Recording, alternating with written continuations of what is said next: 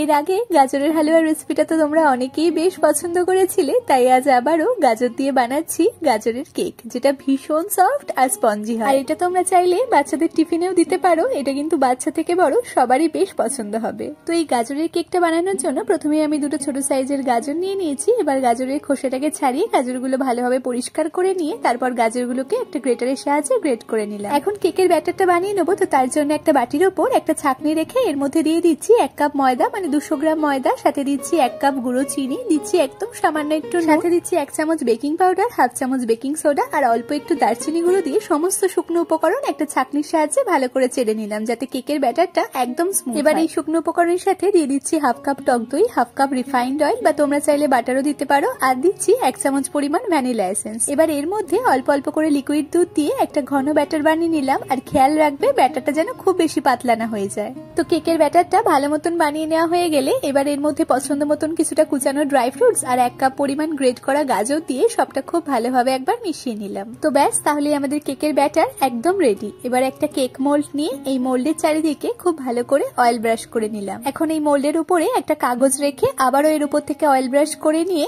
এই মোল্ডের মধ্যে বানিয়ে রাখা কেকের ব্যাটারটা দিয়ে উপর থেকে কিছুটা ড্রাই ফ্রুটস ছড়িয়ে দিলাম। এবার চলো কেকটাকে বেক করে নেওয়া যাক। তো তার জন্য একটা প্রিহিটেড কড়াইয়ের মধ্যে একটা স্ট্যান্ড রেখে এর উপরে কেক মোল্ডটা দিয়ে তারপর কড়াই ঢাকা দিয়ে এটাকে 40 থেকে 45 মিনিটের জন্য লো টু মিডিয়াম ফ্লেমে বেক করে নিলাম। তবে তোমাদের এই টাইমটা একটু কম বেশি লাগতেই পারে, এটা তো সম্পূর্ণ ফ্লেমের উপর নির্ভর করে, তাই তোমরা এটা একটু চেক করে নিও। তো ব্যাস, তাহলেই তৈরি হয়ে গেল আমাদের ভীষণ সফট আর স্পঞ্জি গাজরের কেক। আর এই গাজরের কেকটা রেডি হয়ে যাওয়ার পর এটা ভালো মতন ঠান্ডা হয়ে গেলে তারপরেই এটাকে আনমোল্ড করে নিও। তাহলে আজকের রেসিপিটা তোমাদের কেমন লাগলো কমেন্টে অবশ্যই জানিও। টাটা।